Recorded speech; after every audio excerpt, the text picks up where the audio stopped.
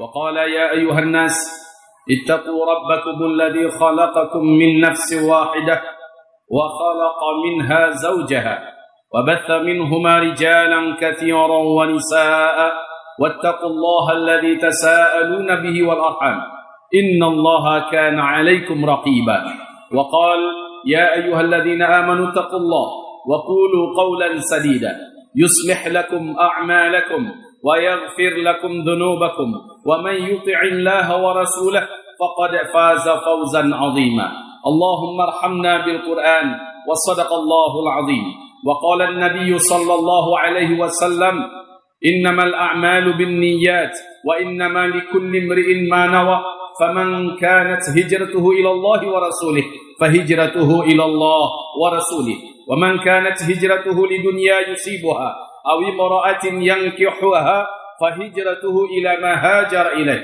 أما بعد معاشر المسلمين والmuslimat, hamba-hamba Allah sekalian yang kami muliakan, hari-hari ini kita merasakan kehidupan yang tidak biasa, kita merasakan kehidupan yang tidak normal.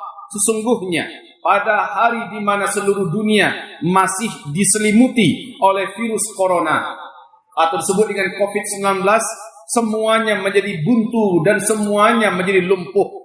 Perekonomian, urusan moral juga sudah tidak terkendali dan urusan politik juga semakin memanas, ditambah lagi suasana perang semakin mendekat di berbagai benua. Benua Afrika sedang persiapan menuju perang, benua Eropa persiapan menuju perang, benua Asia juga sedang mengalami persiapan menuju perang. Bukan perang-perang kecil, diperkirakan mungkin ledakan menuju perang dunia ketiga akan terjadi. Sudahlah COVID-19 melumpuhkan semua ekonomi, menghentikan segala macam urusan yang biasanya kita lakukan.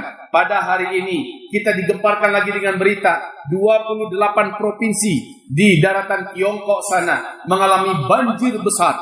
Daratan-daratan yang ada di Tiongkok banyak yang sudah tenggelam, kota-kotanya banyak yang tenggelam. Tidak terkira kehancuran rumah-rumah, jutaan manusia mengalami penderitaan. Dan sekarang akan ada lagi ancaman-ancaman lebih besar. India juga mengalami gempa, mengalami banjir. Jepang juga mengalami perkara yang sama. Indonesia juga sedang diselimuti dengan berbagai macam bencana alam. Gempa, hujan lebat, badai, dan sebagainya.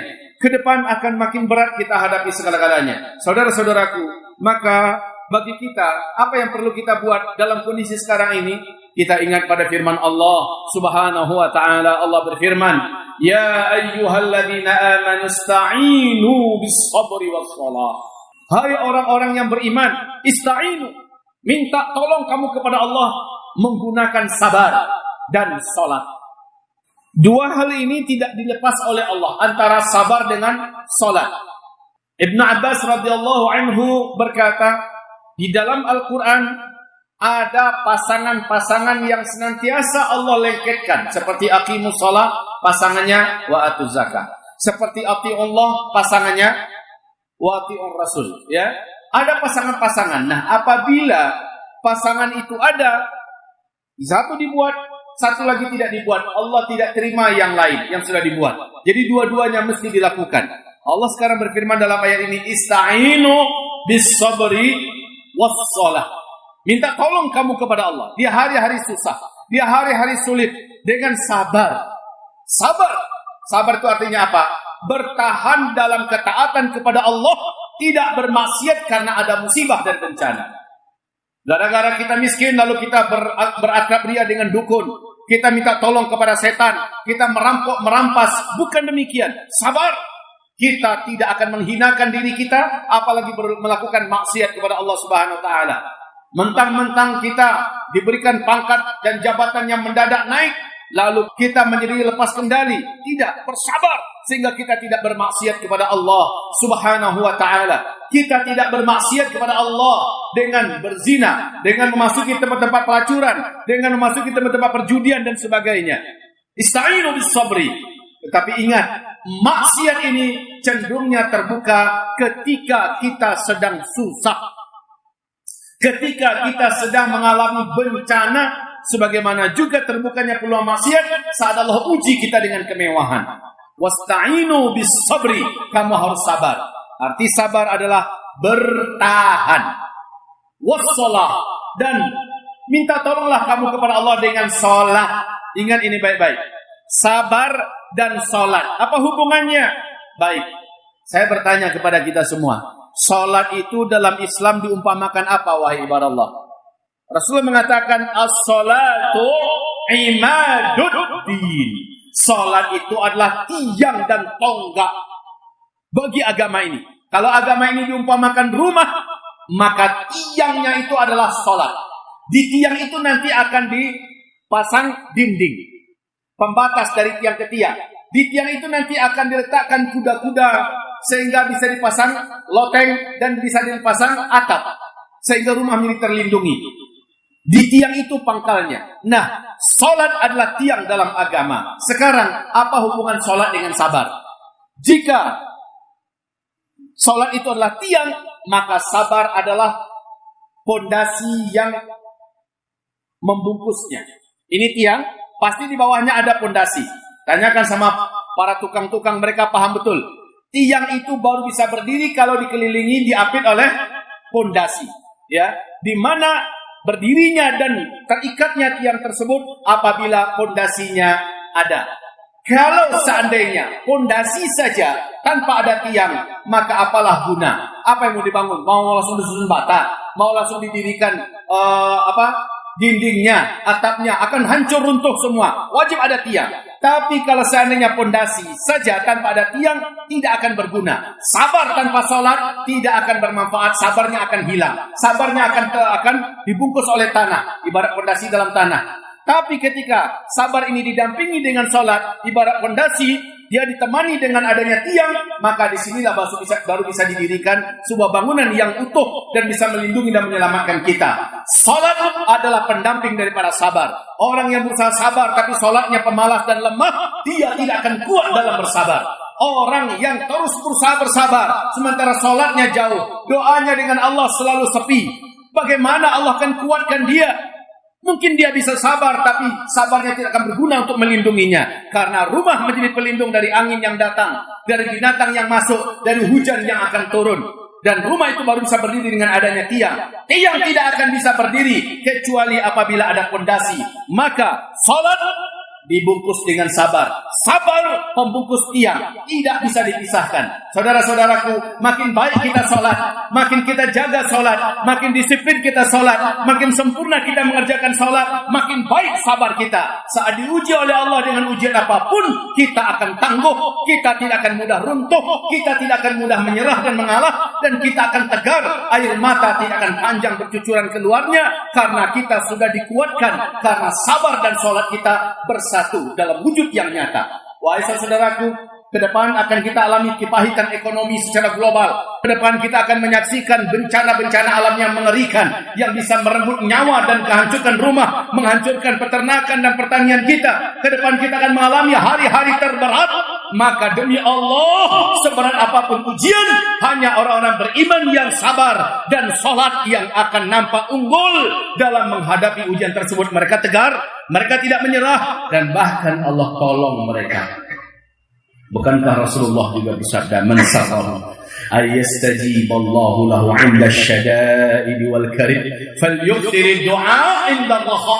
Orang yang senang saat dia berdoa kepada Allah di masa-masa genting dan sulit, satu kali dia berdoa langsung Allah kabulkan. Siapa yang suka diperlakukan oleh Allah demikian, kata Rasulullah, falyukthir du'a 'inda raha. Ketika suasana masih aman, keadaan masih tenang, falyukthir doa, banyakkan berdoa, banyakkan berdoa. Dan doa itu adalah salah satu di antara arti dan makna daripada sholat.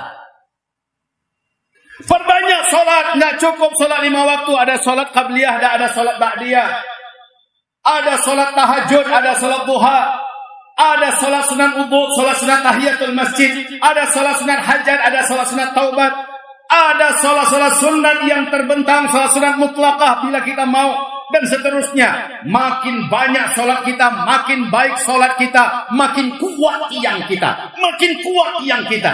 Saudara-saudaraku, dalam orang membangun ada tiang-tiang inti dan ada namanya tiang penyangga anak tiang istilahnya. Maka anak-anak tiang ini fungsinya mengikat. Inilah dia ibaratnya sholat sunnah. Kalau tiang inti maka 5 kali sehari semalam, ya. Tapi yang tiang-tiang penyangga atau anak tiang, maka ini diibaratkan sebagai sholat sunnah rawatib qabliyah dan ba'diyah. Dan sebagai tiang yang menjadi slotnya, baik slot atas dan slot bawah adalah tahajud dan duha. Masya Allah, kerjakan ini dengan disiplin dan benar. Lihat, di hari-hari sesusah apapun kita, Allah berpihak pada kita. Setidak-tidaknya Allah datangkan keamanan dan keselamatan.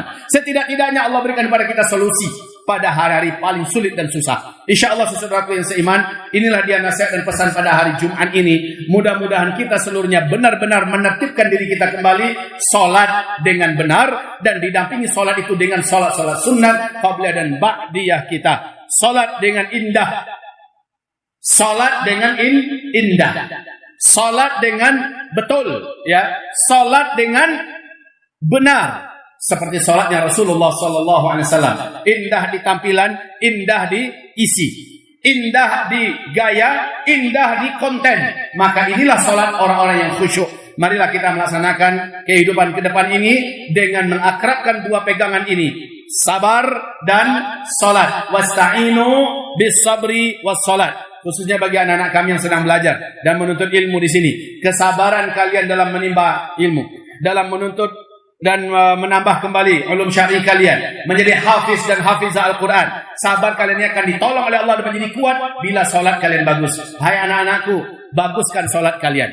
Jaga jangan sampai terlambat, jangan sampai masbuk 1 rakaat, jangan sampai ketinggalan takbiratul ihram bersama imam. Jadilah kalian orang-orang yang paling pertama di dalam masjid. Berlombalah kalian mendapatkan shaf yang pertama. Jadilah kalian orang-orang yang betul-betul merawat sebaik-baiknya sholat kalian. Lihat, kesabaran kalian akan berbuah hasil, insyaAllah ta'ala. Kalian akan menjadi orang yang paling unggul dan paling terkedepan, paling hebat dan paling gemilang, paling cerdas dan paling pandai. Apabila kalian benar-benar sabar, tetapi sholat kalian keren, kelak sholat kalian hebat, sholat kalian disiplin, sholat kalian khusyuk, kalian akan memiliki masa depan yang gemilang dunia dan akhirat. Biiznillah azza wa jalla. Dan berbahagialah para orang tua yang tidak salah menempatkan anak-anak mereka menjadi calon-calon anak-anak yang tangguh dan kuat, anak-anak yang akan memegang peranan dan memimpin masa depan.